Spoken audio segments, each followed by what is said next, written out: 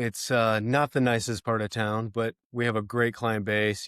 Being there for almost 50 years, we pull from all over, all directions. I'm right on the Iowa-Illinois border, so I have clients who live or work in Illinois. Customers that cross the river every day. Way our framework is supposed to be in this country specifically is a scenario where the local actually has more impact on your daily life than the national. That's how it's supposed to be. And a lot of times it is that way. As with your, the red tape that you are about to experience on this local and state level. Welcome back. I'm Brad Herlock, your host of the Garage Grit podcast and co-owner of AA Shop Marketing, a digital marketing company for repair shops. And today on this Origin and Impact series, we have with us Tim from Dale's and Level 6 Auto Shop Consulting Group. And so we're going to talk to him about his story. But before we get into those details, Tim, why don't you introduce yourself and tell us a little bit about the shop that you're running? Yeah, my name's Tim Shaffer. I'm in Iowa. I have a shop in Davenport, Iowa, family owned and operated since 77-ish. Second generation shop owner. I'm not necessarily present at my shop like I once was, but I worked in it day to day, every single day, from working from the tire kid to oil change kid to technician to service advisor, service manager, and then eventually realized that I was struggling and, not paying the bills. I got some coaching help. And then long story short is I got involved with a coaching company, and now I'm an owner of a consulting and coaching company for the industry. Okay. That's a great summation. And I 3 or 4 different questions popped into my head while you were saying all of that. But first, before we go there, tell us a little bit about the size of Dale's. My shop is about 3.5, 4 bay, depending on how you spin it or whatever. But we have 2 drive-on lifts and 2 two-post lifts, and 1 is an alignment bay. So 4 lifts. I have 3 technicians, 3 bay doors to go in and out. I have every shop has their own story of how to get cars in and out and their own layout or whatever. Ours isn't perfect or fancy by any means. But essentially 3.5 bay shop. Now, you're in Davenport. Is it a populated area? Are you kind of like in Center City, East Side, West Side? What's it like there? We're on the west side of town. I wouldn't say it's the probably upscale side of town. I would say they're developing more on the east side. It's not the nicest part of town, but we have a great client base. Being there for almost 50 years, we pull from all over, all directions. I'm right on the Iowa-Illinois border, so I have clients who live or work in Illinois. Whereas that cross the river every day, going to work or coming home from work. We pull from what is known as, Davenport is like somewhere around 100,000 population, and the whole Quad City area is somewhere in the 300,000 range, I believe. Okay. All right. And people crossing that river is common for the purposes of work. And It you're is, still yeah. pulling Yeah. in those customers. I have employees that live in both Iowa and Illinois. Okay. But We're river town. are you capturing people that are working in Davenport that are living in Illinois and they're dropping off the cars before they go to work, and potentially vice versa? Yes, Okay. yes, for sure. All right, nice. It's really interesting. There are times when I come across shops who they end up with a geographical border and they have no idea why they can't get, like, for whatever reason, that area, nobody crosses the river, right? Or crosses that to that section. So have you heard any mumblings or feedback about, you said you're not in the nicest section of town. Have you had anybody give you kind of pushback on the location? Not necessarily the location, I suppose. I think if there's ways to help cure that sort of thing. Like if somebody's coming from the east side of town, we have free loaner cars, or we can shuttle them or whatever, or make it convenience, I think, is a factor. And we try to make it as convenient as possible to come see us rather than get their car repaired closer to their home, Okay. All right. regardless How of Iowa, Illinois, or east side of town or whatever. Right, right. How are you doing what does your loaner car process look like? It's Uh, a is it process. and so I've seen shops where they're like, "Here, just take my car," and they throw over the keys. And I've seen other people where where they're using a company like Shop Loaner to go through the documentation process to make sure that they have all their T's and Q's, handled. Yeah. Where are you at in that spectrum? Well, I'll tell you honestly, like it morphed from here's my keys to here's my car, and then me walking home or whatever, right? Or having my wife come pick me up from work because I didn't have a ride home. Into we do have a process. We have to confirm they have insurance. They have a waiver they sign. They can do it online before they show up at my shop. They can do it through our website, or we can do the paperwork as they're dropping off their vehicle. But we do have, separate insurance. It's in a set. My loaner cars are in a separate LLC, um, because we want to cover our butts. Too many horror stories out there doing it the old fashioned way. There really are. I had an episode, I believe it was episode 13, about with three different shop owners about how they're dealing with it, and the one shop owner, I, I flinched a little bit with how casual he was with it, but he recognized that he wanted to do it better and do it differently. And I want to say he was also in Iowa, just in a more rural section of Iowa, and then we also had some other people on from Indiana as well as from Michigan, and the one was just kind of leveraging the enterprise down the street. That That, was that I, was their focus, yeah, for sure. and he also has a couple other things going on, but that was the primary when they wanted to rent a car, and then the other one was Stefan from out of Indiana. He has a very very formal process in place, a separate company, like you're saying as well, and and so you're doing it but he actually was charging for the rental car. He does not. It's not a free loaner car. He actually charges for it, and I found that to be really interesting. He said that the people take care of it better when they actually put some money on the line for it, and so it's really interesting. He did not. He said he did not watch a drop off when it went from free to paid, as far as utility, and I found that to be really, really interesting as well. I like from a marketing standpoint. I'm in marketing. I like from a marketing standpoint about the free loaner car. It's fun to market it, right? Look at this sexy tool or this sexy widget, right? So I mean, I get it. How long have you been doing the loaner car, the free loaner car process as it stands today? And how big is your fleet of loaner cars? And what's the utilization currently?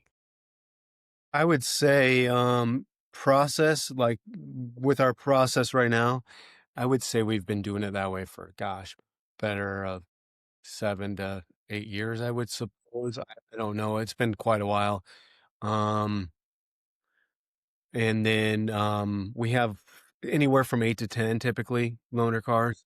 Sometimes we sell them. Sometimes we have a customer that is in a pinch that their car is not fixable, and we'll flip them or sell them if it's right, if it makes sense. And none of which, I'll be honest, none of which are fancy.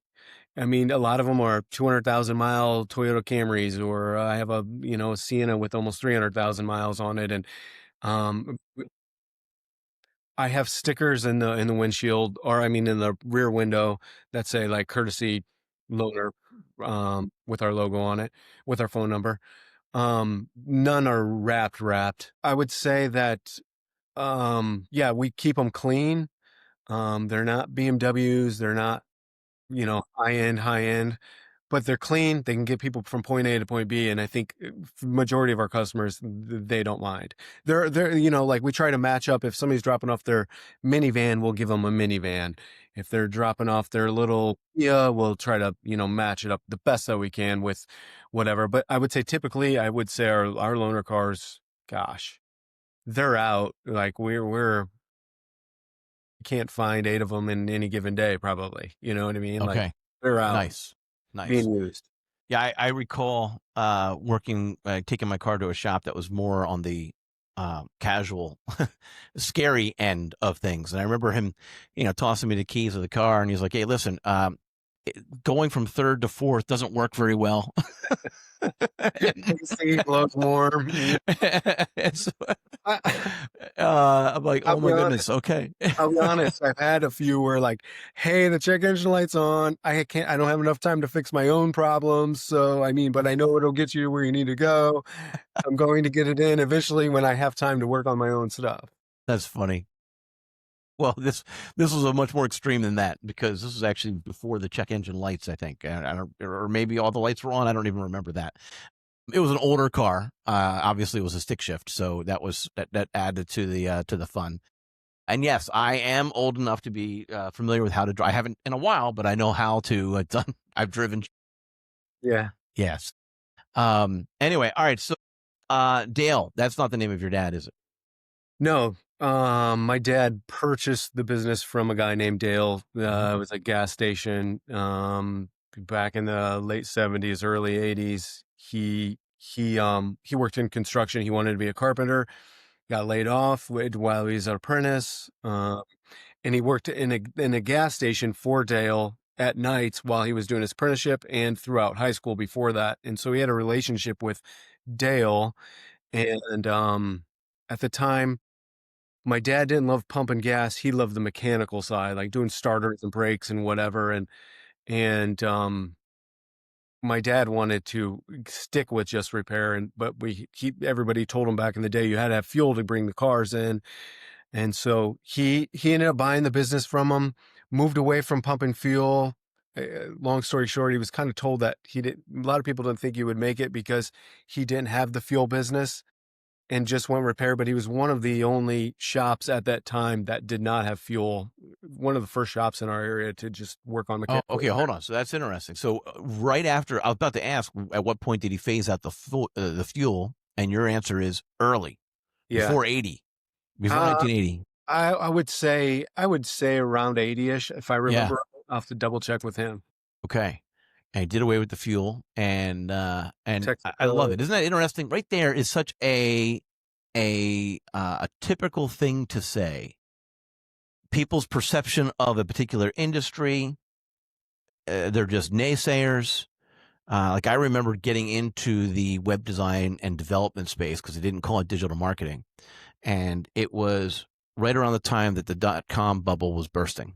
And people were like, "What are you going to do?" And I'm like, "What are you talking about? I'm not selling to mega $1 million companies that are bursting right now." And that was never my approach. I wanted to work with small business, right? And so, yeah, so that's a whole different, like they didn't. Sometimes they don't see the excerpt of the naysayers that are out there. So you probably have people listening to you. If you're listening to this episode, you're probably having people that are listening that are telling you, well, you're doing it wrong. But do they have actual expertise in this space? And probably not, right? And so this is why you need someone like Tim from Level 6 to help you, to be the one in your ear, or AA Shop Marketing when it comes to marketing, digital marketing services, to be in your ear, because the average person thought that a repair shop without a gas station in front wouldn't even be successful at all, wouldn't make it. And here we are, and it's the other way around, right? I mean, there are still some gas stations in front of service stations, but they're not the norm. No, I would say it's almost less Yeah, than it's more, the you it's know? the opposite, right? It's a Yeah. complete opposite of what it once was. So, all right. So I liked his approach. I wonder what his thinking was, that he actually took that bold move, or he was just gas is a pain. Maybe that was just his attitude. Gas is a pain. I don't want to do that. Yeah, very low margin. Gas is a pain. Texaco, and he was talking about like some oil fights and them, those guys trying to dictate how he does things Mm, and signage and he just didn't want to be involved with it for the amount of low margin. low Repair. margin, a lot of headache. Okay. Yeah. Uh, Now I talked to so many people who've taken their shop over from their parents, and the transition from one generation to the next is a little bit of a challenge, because back to the way we think, right? And the way this is what works. This is what always has worked, and not really being aware of what's next. And I think that, now I'm not speaking ill of the older generation by any means. I regularly ask myself, what technology is going to exist in 20 years that my son's mind will be blown that I can't wrap my mind around? Did you follow that? Like, I remember when we first got our first microwave, and my dad was like, "What? Why do we need this?" And I remember, like it's those types of things. Like, you say computer to my parents, and you just see the glare on their face, right? They don't even understand. Like, so what is the technology? It's going to happen to us. There's going to be something. As hard as we work at it, it's just a natural thing where we say, well, this is what works because this is what has worked for the last 30 years. And it might not be. So I sometimes play that experiment in my head. So what I'm really saying is I recognize that sometimes the younger generation, the next generation, the future generation as well, will have different ideas from ours, as we've had different ideas from that of the prior generation, right? So, and that story is as old as time itself. But my question to you is, what challenge did you specifically have at Dale's as you took the business over? Was it all right, here, son, here's the business? Or was there overlap where you and he were working side by side for a long time? There was overlap for sure. I did know that there was no way I was ever going to miss a payment. I wanted him. I didn't want him to give it to me. I purchased it, bought it. Thankfully, he was the lender. And he didn't want paid off early. We had an agreement. We had paperwork drawn up with an attorney and closed on it and made it all official. It wasn't a handshake agreement, and he didn't just hand me the keys. We got a valuation done of, inventory, business valuation, all kinds of different things done. Came up with a number and made an agreement. It wasn't all roses, like family business, I believe, can get pretty ugly, and ours never really has. I mean, we've had definitely disagreements then and since then and now, but it's not always pretty because when I first purchased the business, I knew I wanted to add on to another bay and make it a 3.5 bay shop rather than kind of a 2.5 is what it was. And I had to take out additional money from Wells Fargo to do that. And my dad was like, "Oh, young and dumb. Like you guys, you kids got to go into debt to make money and da da da da." But I want this. This is my future. This is what I'm going after, And I think over time, he saw that, it wasn't such a bad decision and, in his eyes, and it was a smart move. But he never wanted to do that, He was content with how I had to take it to my level or the next level that I wanted to take it to. And so we had disagreements about that. A lot of little things. My dad actually became my employee and he worked for me part-time for a lot of years. That was a struggle because we also had other coworkers that stuck and they were like, who do I listen to? Tim or, whatever. And so it was enlightening for both of us and I probably didn't handle it the best way. He he probably would say he didn't handle it the best way, like we butted heads on a few things. Very Well, human. we're human. Yeah, Yeah. like but the point is, like, we acknowledge those mistakes. We're forgiving. I went fishing with him, in Minnesota not that long ago. We have a great time and I love Were there any missed holidays or moments where it was too adversarial, so you had to take a break, give some space to each other? not for us, thank God, but Good. I do know of other business owners and other Yeah. family business people that it's way worse than just a holiday or two. Yeah. Yeah. It's not worth So no, we had a podcast episode, and I want to say, oh shoot, I want to forget it again, but it was issued. It was a shop owners panel issued in July of 2024, and I want to say that was episode. Now I'm not going to try to remember the episode. It's slipping from. I haven't had enough caffeine for it to trigger back the memory. Okay, so anyway, we talked specifically to 4 people about taking over the shop from the next generation, and what that was like. And one had already done it, and in fact, he was the third generation and preparing for the fourth, but he had recently done it because he was just looking ahead. And then another was someone who was almost done it. The transition was almost complete, and someone was just getting started on the transition, and somebody that was about to, plan for like a year out or so. And it was a really interesting dialogue back and forth. And since then, we actually had Eric, one of the panelists, back on to do an Origin and Impact series episode, and he has finished the transition, but it's been a little rocky, and it's one of those family stories that you're talking about, and it's a little heartbreaking. Me personally, I hope that everyone can keep that maintained and in scope during the process, but it does take both parties to make that happen, right? But but the thing that is most common on repeat is that struggle of, I want to do it this way. This is my vision. It is not your vision.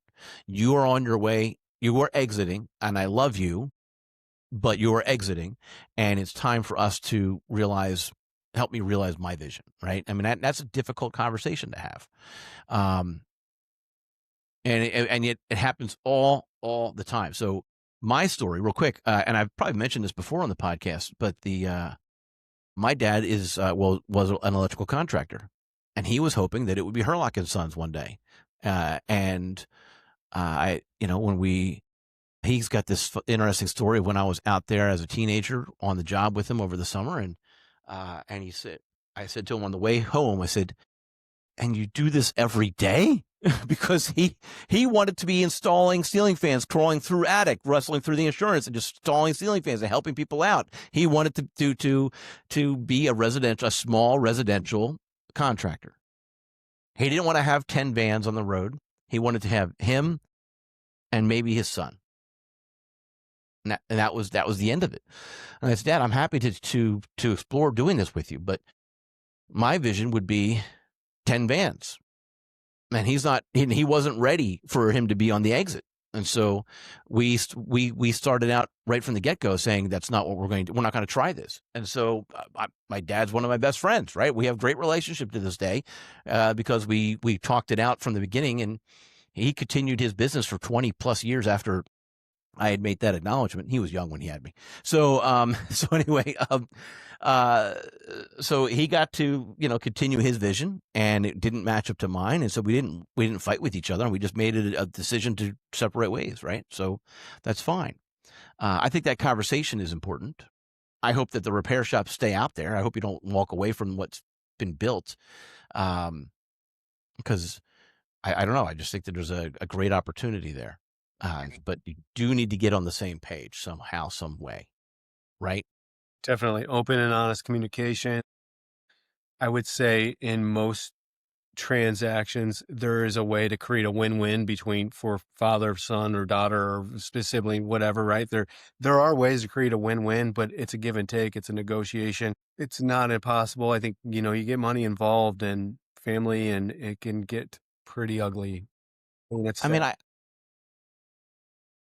I think it would be fun had I gone into business with my dad, right?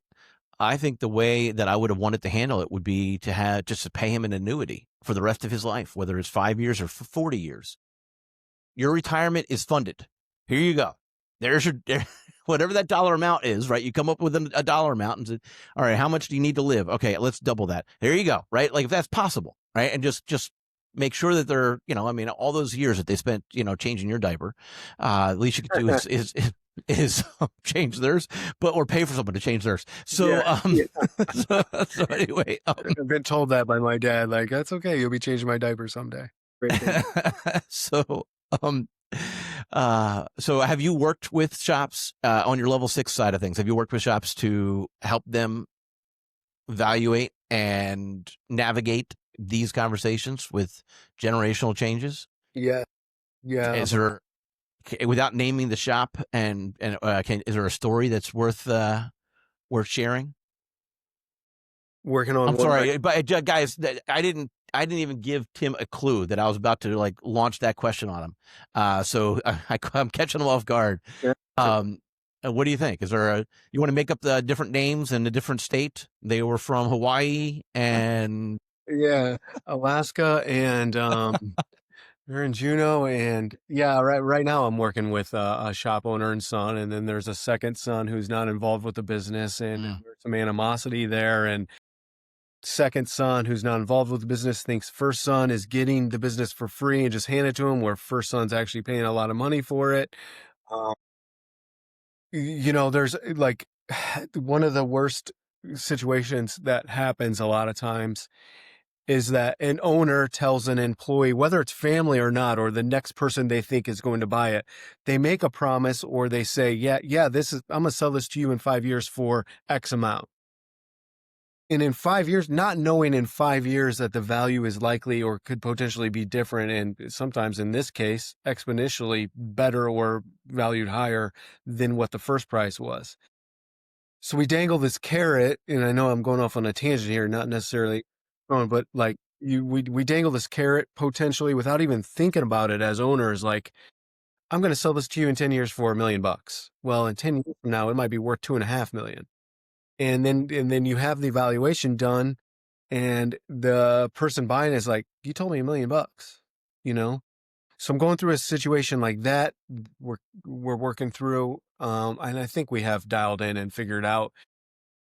That's funny. So just be careful, shop owners, of what you're going to promise, or what you're. Don't open your mouths, I guess, until you know for sure, until Yeah. you're ready to sell. Here's the plan. I want you to buy this. We'll get it evaluated at that, when I retire in 3.5 years Mm-hmm. or 5 years. Mm-hmm. I was talking to a shop owner who just recently, yeah, and it's a father-son thing.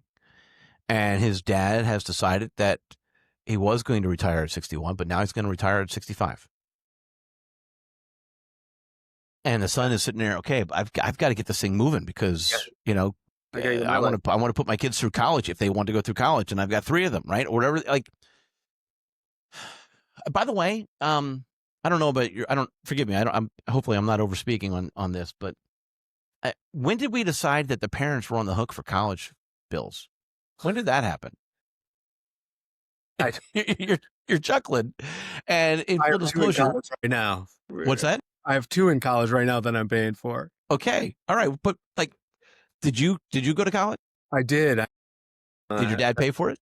Half. We split it half. There you go. That makes perfect sense for me. And I don't know what you're doing with your children, but it seems like with that the culture has gotten to the point where it's expected that the parents write the full amount. And I find that really interesting because well, maybe there's a theme here, skin in the game with the loaner car, right? They pay a rental, maybe they'll take care of it a little bit more. But that's also how I feel about college. So, yeah. So my college story was a little bit similar. After the first year, which was the checks were written, my parents just said, "Hey, you're one of 6. We're done." And so, yeah, and so I took out a loan for part of my sophomore year, and I'm looking at this, and I'm like, I don't want this kind of massive debt for education. Like, it's not that education's not important, but I'm upside down for a long time, and so I actually stopped going full time to college, and I went back part time over a period of around 8+ years to get my 4-year degree, but I paid for it as I went instead of taking on the debt. Slow and steady wins the race, I guess, has been the mindset. But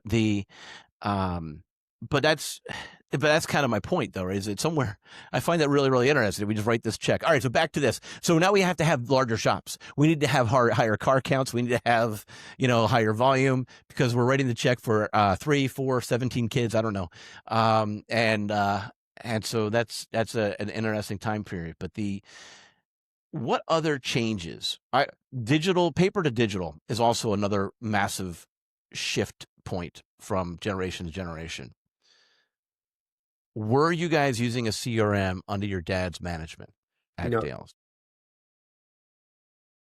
I Yeah, just go had ahead. I just had implemented a computer system. I mean, we were doing paper invoices up Right. until probably about when I went back to work for him after I graduated college. I got laid off from a job that I had after 9/11, Just had Mhm. bought my first house, went back. I lost my job. Was panicking. Hey, Dad, do you have anything open? He's like, yeah, come back and be the tire kid, $10 an hour. And I'm like, okay, here we go. Like, and so that was what I. That's where I started off. Thanks, Dad. Here's my college degree, fully Yeah. full. Eventually, about 3 or 4 years into it, I worked my way up into, technician, and then started helping out more on the service side, being service advisor. Mhm. And I'm like, we got to get a computer in here. This is just taking way too long, too much paper, looking up history. And boy, there was a lot of pushback to that. But we did. And that was We early didn't have 2000s. That was PDIs then. 2006 that you're talking about. This would be right around 2000 and actually probably about 2004, probably, I think. We got Mitchell. It wasn't cloud-based yet. You actually bought a computer in the office that ran in the office. Now you had to hire an IT guy to come out and make sure that it was networked properly, and not Wasn't too technical then. just so the IT guys don't get mad at me. Yes, they can still hire an IT guy to come in and worry about digital security, make sure that the firewall's in place, but there's no server to manage. That's what I'm talking about. Yeah. Yeah. So so I wondered. So that's what I'm saying, right? Paper, paper, paper. We need a computer. What is going to be our blind spot at our age in 10 years that the next gen's going to come in and be like, I don't know why you're not using holographic images for your service advisors. Like, why can't we just we can pull the customer right into the car with us and do the oil change or whatever, right? Like, that's what's happening. A while back ago, I think when my youngest daughter, who's 16 now, but she was in, I don't know, third, fourth grade or whatever, was talking to somebody, and we were just talking about the future and whatever. And at that time, and probably still now, she's 16, her job is likely not even invented yet, which is pretty Right. wild to think. Who would have thunk you could make a buku bucks on YouTube, right? Yeah. Yeah. I don't know what the numbers are, but I'm guessing that the numbers are worse than professional athletes to make actual money on YouTube. Sure, sure. Right? Like you got a better chance at actually working your way into the NFL than you do on going viral. Possibly, yeah. Depending on what you're willing to actually, again, what your willingness to do or say, there's inappropriate exceptions, of course, that could potentially land you viral. But you got to sleep. You got to go to sleep at night. You are on your own pillow at night, and you need to be comfortable with that. So, Sure. yeah, have your integrity in place. But all right, so, but you're right. Her job is probably not yet invented. How crazy is that, right? So, you said, sorry, you've got two in college, and you've got a daughter who's 16. All girls, one All boy, girls. two boys, all girls. Okay. Well, And are any of them remotely interested in the shop as of today? no, not that Okay. I'm aware of. And we haven't Okay. talked. Don't even want to dangle that carrot. Don't even want to have that as a back burner. I want them to do their own thing and find their own path and find their own mission, do what they Oh, come love. on. You've got to offer one of them a tire changer job for $10 an hour. It's just for a joke, right? At the very least, make it a joke. But, all right. Yeah. I like where your head's at. You're not banking on that, but you don't necessarily have to close that chapter either. Plan for something else. But so I was talking to a shop owner who they were planning on selling their shop. They're nearly done. They're planning on selling their shop to a private equity. And so they've been doing all sorts of planning and getting plans in place to make sure that this is going to get the maximum value out of their shop. And then his son basically grabbed him on his shoulder and said, "What are you doing? I want to buy it." And so he had no idea. It wasn't even in the radar, right? And so he wasn't even working at the shop. And then so that was your 16-year-old daughter doesn't know what she wants to do in 2 years, let alone 10 or 20. And so and you got to let the future unravel the way it will, I guess. But you also need to plan for all sorts of different contingencies. We're planning on doing a shop owners panel, an SOP, coming up in November of 2025, specifically about process documentation. So many shops, they've been running the shop probably similar to your dad, and it's working. Things are working, it's fine. But there's no, this is what you do. And if you're not there, the shop stops. And so we need to actually have some things in place to make sure that you can choose to not be there, right? You can choose to go on vacation for an extended weekend for at least, right? And so you need to do that. They need to be able to reference something. And I think that something is going to be drastically changing in the next few years. I think it's interesting, the idea that people are going to have a paper book of the processes. I think that those people exist, but I think it's all going to be on a private YouTube channel sooner than later. Right? I mean, but so many shop owners are starting to realize that this is something that they need to do, but they have no idea on how to get started. And so my plan for the November Shop Owners Panel of 2025 is to discuss just how do you get started? What's the first thing that you do? This is a momentous task. You want me to document absolutely everything? Yeah. And sometimes when the task is so big, you don't know where to start. So, I want to break it down, and I'm trying to remember if you and I've already talked about this. Maybe I should have you on the panel so you can actually tell us where to start. You probably have some experience with that with level 6. Yeah, absolutely. I guess my words of advice is keep it simple, keep it basic. And it doesn't have to be a full on, like each process. It's an evolving work in progress. Like the process today may be different next week because we had an anomaly or some change or something happened, so it is a little bit of an evolving process. I think sometimes owners get wrapped up in the minutia or like the details of that process. You got to check in and put the key here. Well, we move the key hanging board here, like all these little minute details. I think that if you focus on like the top or the 80% of how you do business 80% of the time, I think you're going to cover probably about 100% of the process that you need. In other words, like there's a check-in process or, a delivery process or an inspection process and a workflow process. Like those 4 things, if you got those done, that'll take care of 80% of the problems or the questions of getting asked, hey, Tim, or an owner getting asked, like, how do I do this? What do I do next? What do I, well, there's a workflow process, or what do I do when this car shows up here, or checking out a loaner car or whatever. Mm-hmm. I mean, you can go down the Yeah. weeds or go down into a rabbit hole that I'm a very simple guy. I want to keep it simple. I don't want to overcomplicate things. Right. That would be my go-to. Interesting. So I to go even further, to write the first process, where would you start? In my mind, they start with the customer workflow, right? Like they go ahead, take. I saw you were trying to get your take a drink. Go ahead. I'll keep going. My thought is, like, if you're trying to figure out where to start, maybe start with the customer experience.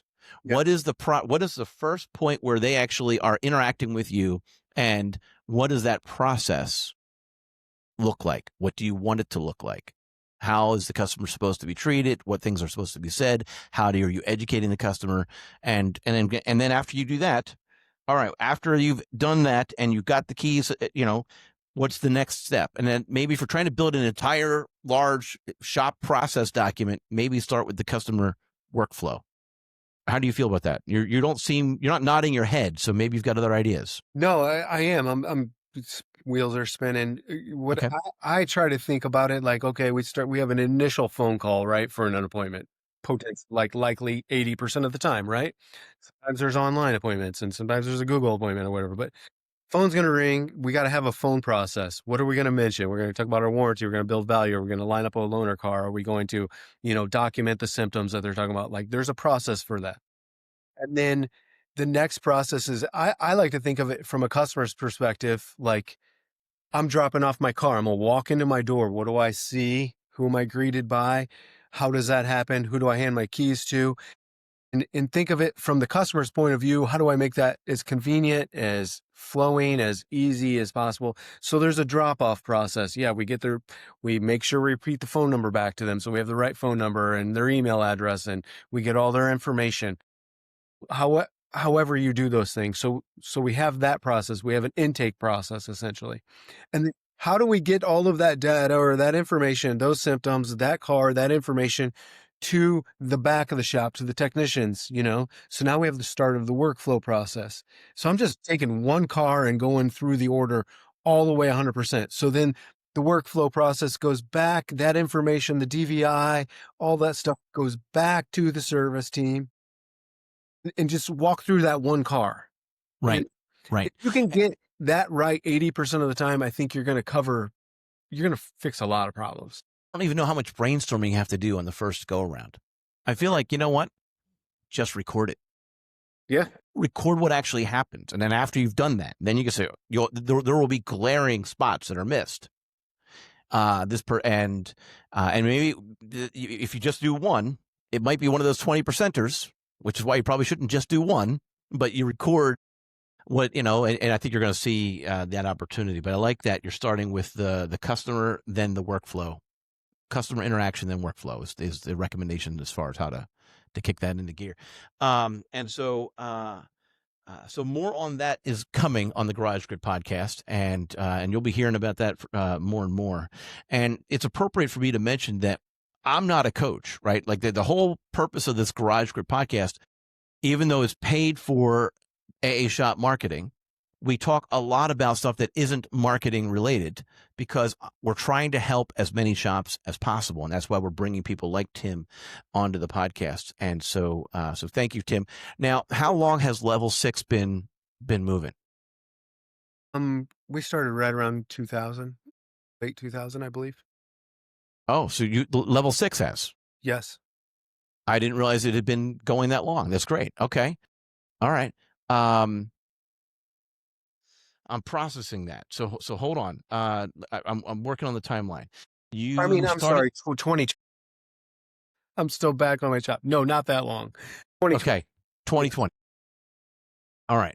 That makes more sense. All right. So yeah. So around 2000 was when you started to be more active with Dave. And then in 2004, you got moved over to the paper piece of it, all away from the paper piece, into the more tech space. And your dad pushed back quite a bit on that. Yeah. 2007, I ended up purchasing the business. Okay. All right. So it was already somewhat computerized, or you were leveraging computer pieces before the sale. Yeah. That's it. I wonder if the valuation would have been lower hadn't you moved had it still been paper. That's funny because, another thing that happens, I think you asked me the question earlier about like owner, whatever. I have owner is absentee now, and now son is running it, and son is like killing it. I mean, the business is just doubled, more than doubled. And he's like, every time I do better, costing myself more money, in the sale, because the valuation of the business goes up. And I know we're going down another rabbit hole or whatever, but that happens. And the carrot was dangled already in front of him for X amount, but now it's worth this amount. And the owner and the son is going, well, that's because of me. And the owner is saying, well, I mean, I can hire anybody to do that, or, in a way. Yeah. Here is the pencil that you still wanted to use. Yeah. Right. And so I will give this back to you. This is your pen. Yeah. So, anyway, yeah, also very, very interesting. And, you had to think about that. So, I'm going to go back and forth between Level 6 and Dale's for a little bit. I'm going to bounce a little bit because right now I kind of want to ask who is your customer? Is the younger generation your customer, or is the older generation your customer? Who are you advocating for while you're helping that process? Or maybe the answer is neither. You're worried the shop is your customer, and here are the players in the shop. Ultimately, I am I answer to the owner, I The work current with, owner of the shop. yeah, who's the father, majority owner, who's the father. I work with the son on a weekly basis, coaching, helping him grow the business over the last few years. And then, but then now I'm a mediator between a little bit, yeah, to negotiate and, hey, think about this, or what are you going to do about this, in the sale, and get a estimate of this. And so I've been navigating that. It's a little bit of a tightrope, but I'm very clear, open, honest, transparent, like, which they should be and we need to be. And I think it's been mostly good. Would you consider helping that mediation, that particular situation? Would you consider that to be a little bit of a specialty in that you've done it multiple times, or enough that you actually could say, this is something that if you are a son trying to buy the shop or the father trying to sell the shop, you need to call Tim. Is that what we're saying? I mean, I would say, like, I've lived it, breathed it. I've worked with other shops going through the same thing, multiple shops. Um, eh, am I an expert? I don't know. I would say maybe, maybe not. I mean, I don't want to. Okay. All I right. think I know what I'm doing. Yeah. Okay. My, All right. you know, Um, so the paper to digital was one of the barriers. Um, I'm guessing that in 1995, the shop didn't really have a service advisor. I would say right around then is when we first had our first service advisor. Yeah. Okay. All right. My dad And needed somebody to help him in the office for sure. okay. So was that more of an office staff, admin Yeah. staff versus service advisor, or Writer, order taker, do this, right? call this Right. person, order these parts. Yeah. There But was, that position looks remarkably different than it does today, right? no, Today, they are like a customer advocate. They are yeah. helping the entire process. They are the communication. I've actually seen shops where they have a service writer and they have a customer service person. And the service writer doesn't really talk with the customer. They actually have that customer service person. Like, that is 100% their job, is to make sure that the customer is happy. Yeah.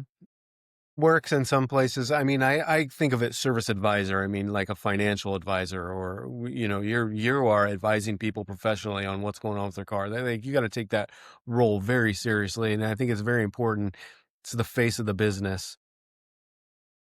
There are shops that have a CSR and, other people, and as long as there's great communication between the whole team and nothing gets lost, it works. I'm not a big advocate for a service writer, like just somebody who puts together estimates all day long.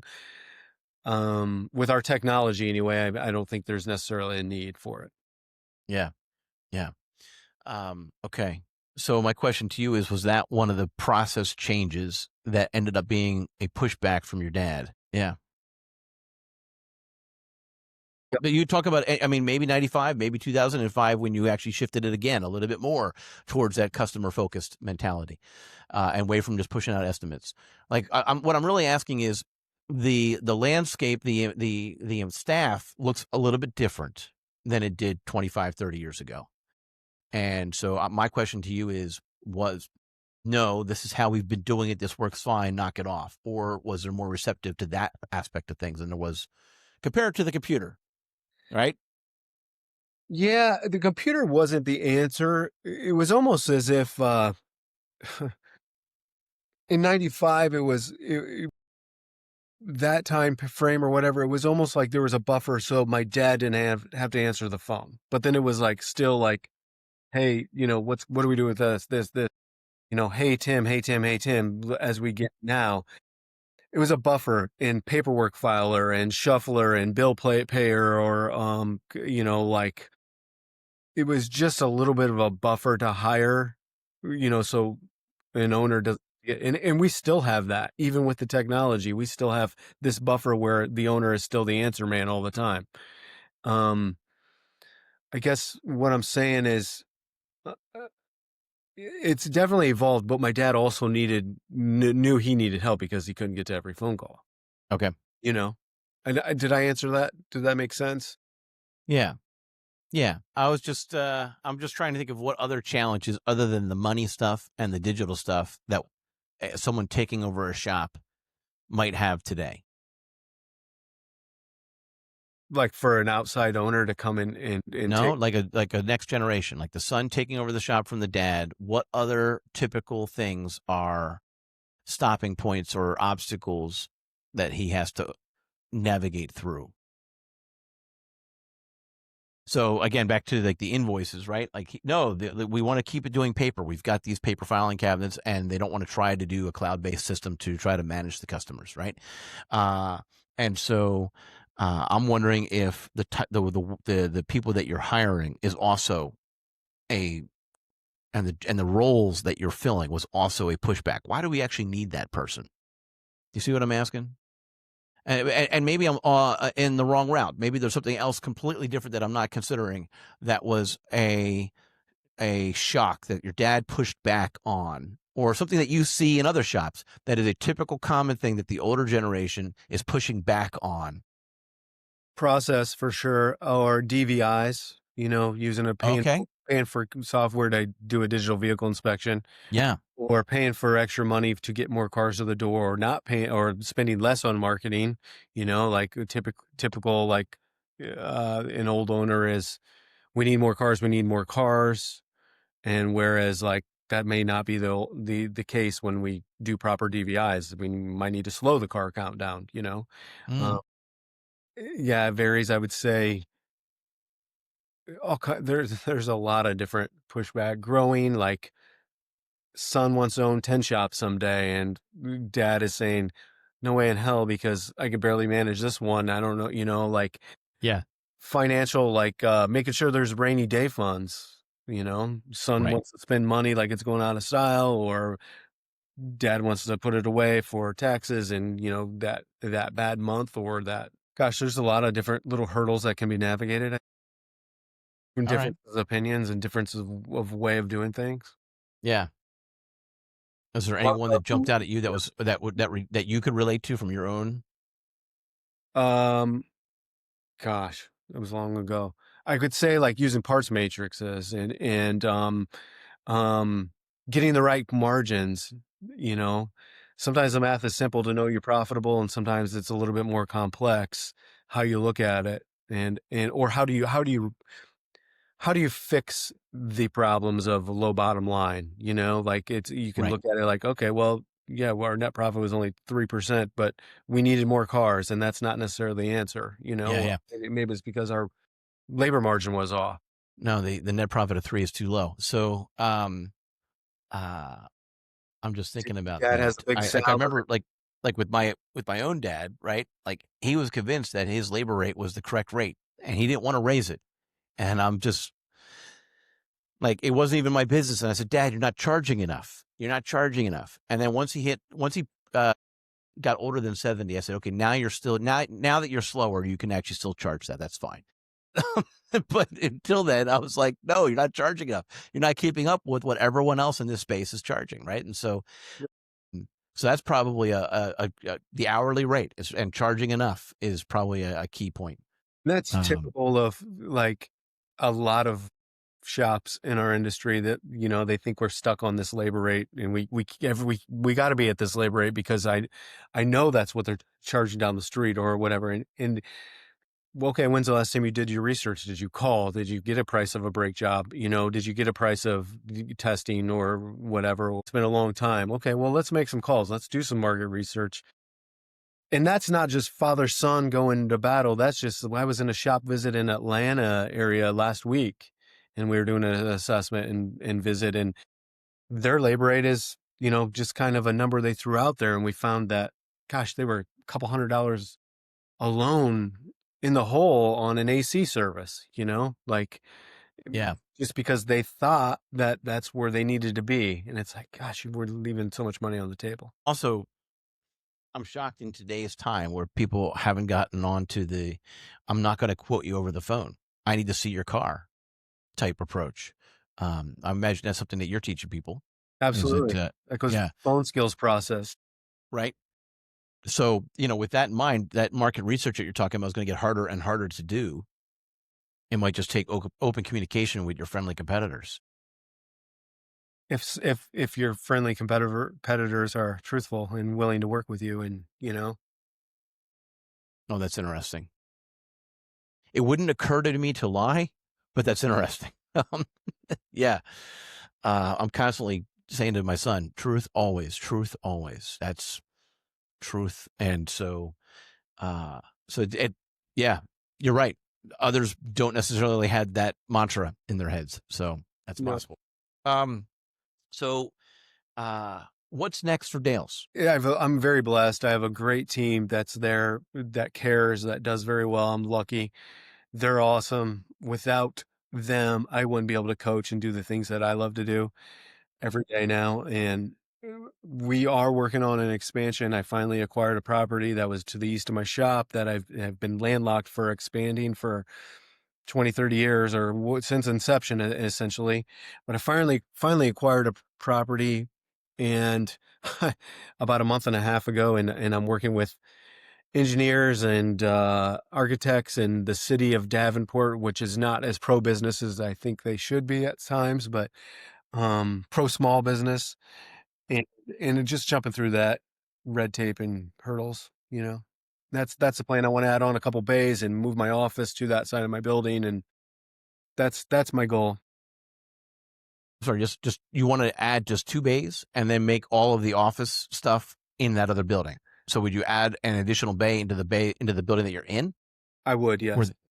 so you would add additional bay to where the building that you're in, and then potentially add an additional bay to the next building. Just 1 or 2? Two. 2. Okay, so total of 3 new bays. So So almost doubling your shop. yeah, Not I'd love quite, to but be almost. right in the 5-6 bay range. Okay.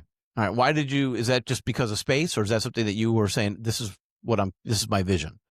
Base, and I think that's about the sweet spot of managing easily from afar the way that I am. Okay. And for just the layout and for the team that I have there now, I could hire another additional 1 or 2 technicians. Um, it's a probably just more of the layout and how it's going to work out with like how I can build with this, what the city allows me to do.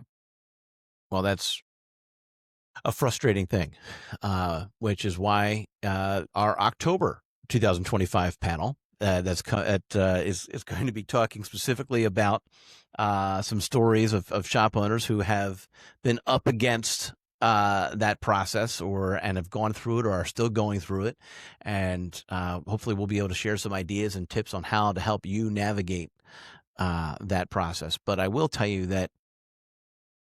And Tim, we talked about this. You're not able to do this next thing, but if you live in the same district that you have the shop, you need to be participating in your local elections for the benefit of your shop. And I'm not talking about quid pro quos. I'm talking about just making sure that you're electing people who are open to small businesses thriving, as opposed to locking them down for who knows whatever reason, right? And so oftentimes the election year after the national or presidential election is considered an off year, and I hate that term because the way our framework is supposed to be in this country specifically is a scenario where the local actually has more impact on your daily life than the national. That's how it's supposed to be. And a lot of times it is that way, as with your, the red tape that you are about to experience on this local and state level. I'd give you a hug, but we're pretty far away. We're 2 different time zones. And so, but I mean, it's going to be a thing. And so maybe we'll have you back on and ask you how you, to share your story on how you went through that process. I have a penciled in Origin and Impact series coming up. I don't know when coming up.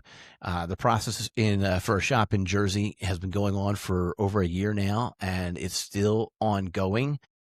He knew that he needed to leave the area that he's in, and he needed to move his shop. And so he had to shop his shop at multiple municipalities before he found one that said, okay, you may come in. This is a great location. I want this location. No, we're not allowing any more auto repair shops.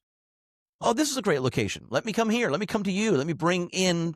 And what's really interesting about that is we're not talking about a shop that has 35 or 75 rust buckets out back that they just kind of spread out everywhere, right? We're talking about people that are trying to treat the gentrified people in the community a high level concierge free loaner car experience, right? Repair experience. And yet he got blocked and he finally found one. And so now he's wrestling with the local electric company. So it's one thing after another. And so I'm looking forward to having him on and share his story eventually. But hopefully you will have less of a battle, or maybe not. How many years have you been waiting to purchase this property? Well, I've been waiting for the owner to sell for, geez, 20 plus years, you know? Okay. Uh, Patience is a virtue. Yeah, very much Okay. so. Very All much so. right. And you bought it. Has the municipality said, okay, we're approving your plans before you purchased it? Or you purchase it hoping that you can get the plans approved? I purchased it hoping I can get the plans approved. However, the property has been condemned and uninhabitable for a long time. The owner lived in Arizona, and a tree fell on it. It's a long, long story, but he doesn't want to fix it up, and so he came to me to finally sell it. He's just been storing stuff in there for a long, long time. Okay. All right. So okay. It's a it's the worst neighbor situation story you can have, I suppose. Okay. All right. Yeah, no, I can, I was working with a shop, in Ohio, and we were checking out their neighbors, and I'm like, huh, who owns that property next to yours? And he said a similar thing. I can't wait for them to sell it. Mm. I'd like to buy it. Yeah. So, um, and I think in his case, he just wants to turn it into a parking lot, but I don't know, but just to have additional And space. if that's if that's the worst case is I have more parking, like that's a win. But it's a very expensive parking lot, but it's going to be a win even if I cannot do the expansion or it doesn't turn out how I want to do it. Well, I think at the very least, you'd be able to put office in there and I would, then add the one bay into your current yeah, office space. yeah. And, but even that is not advantageous. You're trying to maximize the whole piece of it. I get it. Um, okay. We'll get there. Yeah. Yeah. Okay. So, you've been working on your repair shop. You got to the point where you can kind of step away a little bit more. You don't have to be there every single moment of every single day. And because you have a great team, you got great processes. And then you said, hey, now that I have this, I want to start my own coaching company. Sort of similar to that. Yeah. Okay. All right. What does that look? Well, then clean it up for me. How did it go in 2020? COVID's happening and everyone's staying at home, and you decided that you wanted to meet people anyway. Yeah, I've been, I worked with a coaching company that I got help with I think I've worked with them all. Actually, I've gotten help from all of the big names out there. You've heard of them all, I'm sure.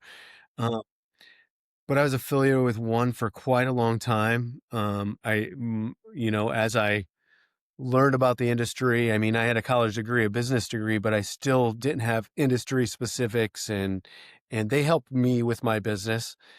Um, and then I got into 20 groups with them, and we were working and meeting and doing shop visits every 6 months. And then I got to the point where I wanted to be a coach. I wanted to help others do this because, I see a lot of owners still to this day working, 5, 6, 7 days a week, like 10, 12, 15-hour days and making very little return. And I mean, as a small business guy, I just don't think that's the right. I mean, I think there's two types of auto repair shops right now. One that like it's a viable business and it can run without them, and they have process and procedure, and the owner can be there or not be there. They have the liberty to choose.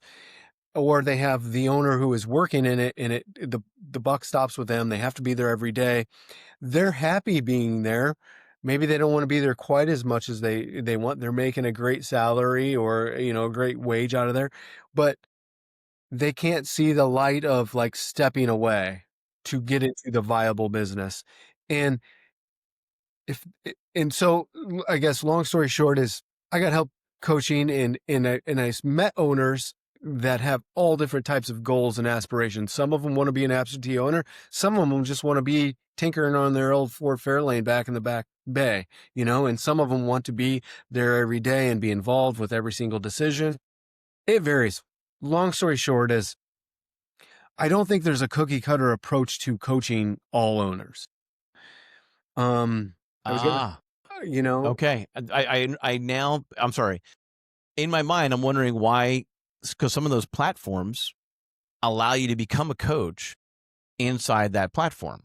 And you obviously chose not to do that. And I was kind of trying to put that together. And I think you just nailed it, right? Is that one size doesn't necessarily fit all. And I can appreciate that because so with AA Shop Marketing, right? We're a digital marketing management company first. And we recognize that what works in rural Minnesota or the central Pennsylvania might not work in Philly or Davenport, but the framework still works. The top level things that you have to have in your case a process, right? But not specifically what those processes are. Right. And so for us, we know that you need a strong website. We know that you need a strong Google business profile. To what point you need Google AdWords versus local service ads versus the other things that those vary based on population, the type of shop, the type of volume of cars that they're trying to get, the type of people in those communities. Maybe they're more social media friendly. Maybe they're more on Instagram versus Facebook. So all of those things that flex, right? And so, for us, we've got this framework and it's one program for everybody, except we flex the program for each shop based on the needs of that shop. Our first service is digital marketing management, right? We're saying, okay, what needs to happen for this particular shop to move the ball forward? Let's go do that. And we do that in on a repeat basis for every single shop. So for you, you're looking at this and you're saying, okay, one size doesn't fit all. We have these overarching principles that actually but we need to apply them at different levels or different ways to meet the needs of each and every shop owner versus one that wants to be on a beach with an iPad managing the details versus the one that wants to have that offset bay in the renovated house with the tree through it, tinkering with his old Ford. And so, what the processes and the details and the growth plan all vary based on that. So I love that. Okay, so your first step then with level 6 is to interview them and help understand what their goals are today, what their vision is today, or maybe help define what their vision is today. And much like the process document, that has to evolve because things change, right? I mean, my mind just went to a sour place. If you love tinkering with your hands, then you realize your back just can't keep doing it anymore, and you need to change and shift a little bit, right? So, so the vision does change, and then you go in and you say, okay, here's what I think your steps are, or do you collaborate with them all on the way, or is it an accountability program? Like, what does it look like? it's definitely a collaboration. We set the goals, set the parameters. One of the first questions like, what keeps you up at night? What is like preventing you from meeting X, Y, and Z, whatever you told me goal that you wanted to do?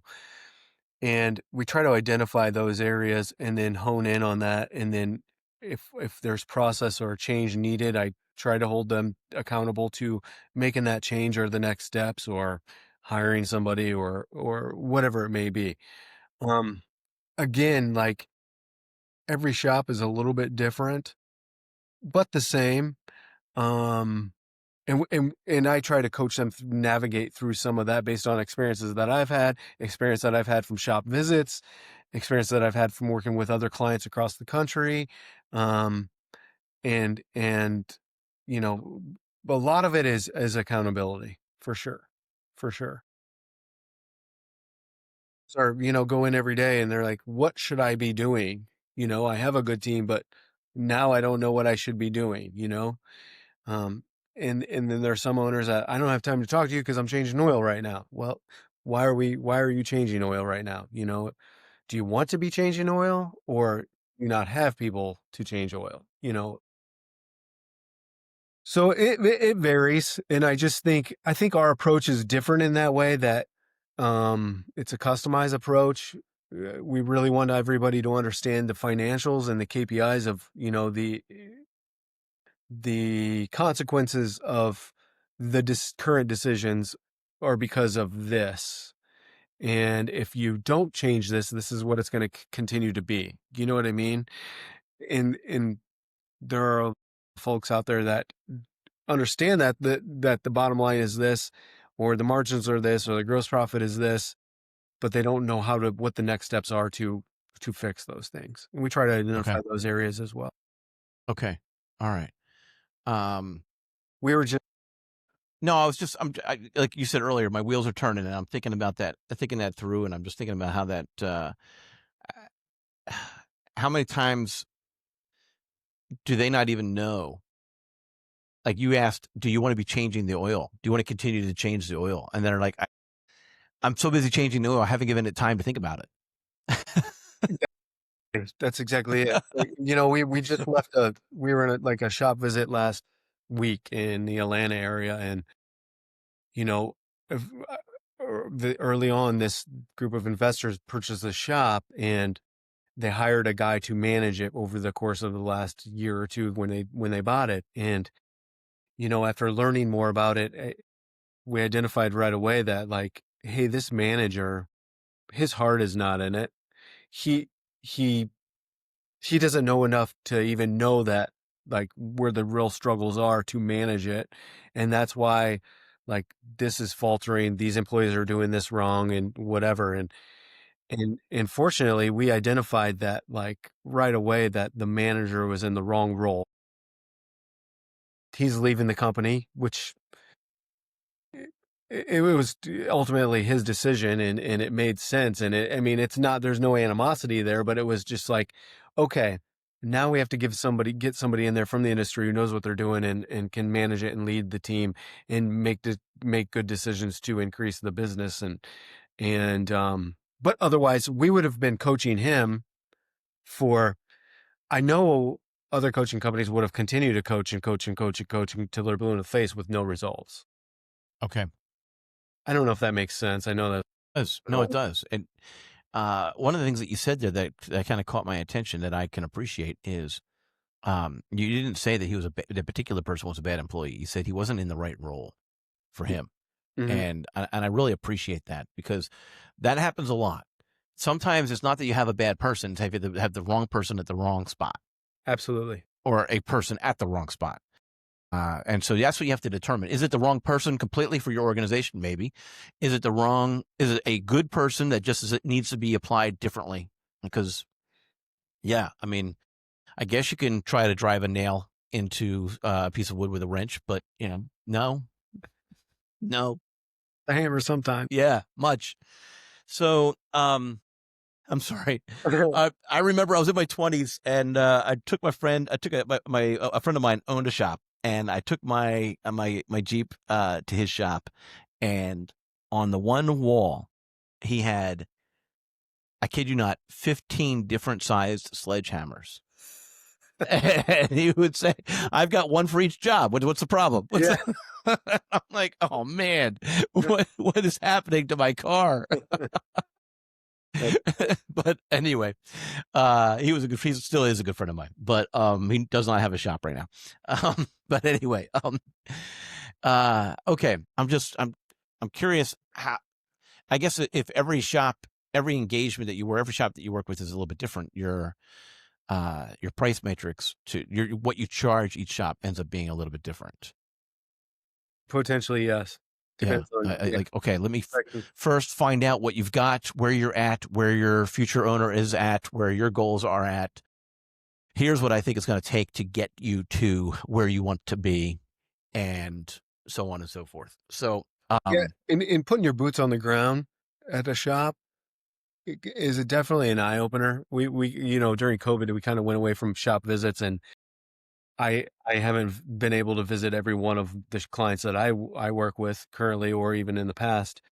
and you can get a good majority of knowledge, with videos and video chat and Facebook or FaceTime and whatever. But actually going there and meeting the team and seeing the layout, I mean, that's a big deal. And I think that helps. That helps us on the coaching side to say, okay, you know, in in in 90% of every other shop, I would do it this way, but because of your shop is this way, let's try this workaround. Yeah. Interesting. Okay. Um, can you give me an example of that? I'm kind of curious. Oh, that's a great question. A You layout altering process. um, I don't have any parking. I got to walk 3 blocks to get a car. I have I have to use parking meters where I park my car sometimes, and we got to run down with change to fill them. Different. I mean, that's different than like me having a 30 spot parking lot, right? So the process for dropping off cars may be different, or maneuvering than somebody with I mean, that's a random example. I'm still Um, like my mind is like hopefully I'm going to solve, well, not solve, but there's an app called Park Mobile. Is that not available in your street? And sure, so sure, yeah, but it's possible, right? The municipality is actually behind the times and actually still using coins. And by the way, just for the record, I sometimes prefer those coins over the app. yeah, But no kidding. Maybe but you can't have loaner cars because your state won't allow it, and there's insurance reasons, or like, mm, so now maybe we got a couple of shuttle drivers in yeah, or whatever. right. Or maybe when I pull an F-250 into this bay, the angle of it, because of there's a lift that's cut this way, and you have to go around this pole to get into the bay, and Yep. but it's a Kia whatever, I can get it in. I mean, there's just a lot of little different things Okay. such as that. Or And so you make sure that the processes that are in place are stopping any kind of bottlenecks that are happening. yeah, or maybe And like, okay, sometimes, we know that's an F-350, so let's schedule it when we can, because we have a bay open, we can get it on this drive hmm, on this side, or not take a waiter appointment at noon when we know the technician who works on the heavy duty stuff is at lunch, or just right. Got it. I mean, Got it. that's we're into the weeds a little bit with that sort of thing, but So what's next with level 6? We talked about what's next for Dale's. What's next for level 6? we're working on some things. I working on a financial portal that will work and integrate with, like, potentially with QuickBooks, rather than a point of sale system. Um, working on growing. I hired a coach on, a friend of mine, dear friend of mine, that's just sold a shop in Colorado. He's a sharp guy, loves the industry, You're super. building out your team. Great. We're working. We got a lot of irons in the fire. Nice. Okay, great. All right. Well, um, this conversation's been a little bit longer than I was expecting, but I've been thankful for it. I hope I'm not making you late for your next thing. Uh, Realize that, but okay. see, it's. I guess it's been an okay conversation. The Yeah, time flew, and we chatted, and hopefully not too many people listen to this at 2 speed. And if you did listen to 2 speed now, you really can't keep up because I'm really talking fast. So now you're just screwed. Slow it down and listen to what Tim had to say. He had a lot of good stuff. Play it again, and stay in touch with future episodes of the Garage Grit podcast. Make sure that you're not missing an episode. We're going to start. One of the things that's changing for us is we're actually going to start releasing more of these episodes on more than just a weekly basis. So we've got enough episodes already in queue that have already been recorded and lined up. We're going to start dropping them more often, maybe as much as twice a week. And you're not going to necessarily see that if you haven't been relying on that notification bell. So make sure that you subscribe on the platform that you prefer, whether it's YouTube, Spotify, or Apple Podcasts, wherever you get your podcast. We're there, and check us out. And if you want to reach out to level 6, that sounds like an appropriate thing to do. If you think that all the other shop programs and platforms that you've talked with in the past kind of feel like it's all the same thing, and you kind of want a more custom approach, then Tim, why don't you tell people how level 6 can be, how they can be found, how they could find you, how they can contact you, and interview you to see if you'd be a fit for them. Yeah, sure. Level six autoshopconsulting.com or level six ASC.com is our website. My phone number's on there. And that's the number 6 not spelled out. Yes. Yeah. Mm-hmm. Um, reach out. We'd love to chat, give you some insight, help you out. Like life's too short. Work too Yeah. hard. Yeah. Okay. All right. And so, so thank you for that. And you know what? If you're open to it, I think we might need to get you to come back on here and talk about maybe a very particular topic. Who knows? But you'd be Yeah. open to that if we brought you back? Yeah, for sure. It was good. It All right. was good fun. Thanks, Brad, for having. Good. I appreciate that. And just as a reminder, Tim's the coach. I'm the digital marketing guy. But this is the Garage Grit podcast brought to you by aashopmarketing.com. We're always looking to help shops as much as possible, which is why if you go out to the aashopmarketing.com website, you can actually find out what your next digital marketing step is. And much like Tim's approach, it's not the same answer for everybody. When you fill out that form, we go out and do research on your shop. We go out and do research on your community and your competitors. And then we say, okay, here's what's next specifically for you because of your particular situation. Now, that's not going to be the holy grail. That's not going to get all of your things and all of your dreams accomplished, but it is a step in the right direction. And oftentimes, taking that first step is what builds to momentum. So drive your shop forward, grow your shop, improve your shop process. And Tim, thank you so much for being here. I appreciate you.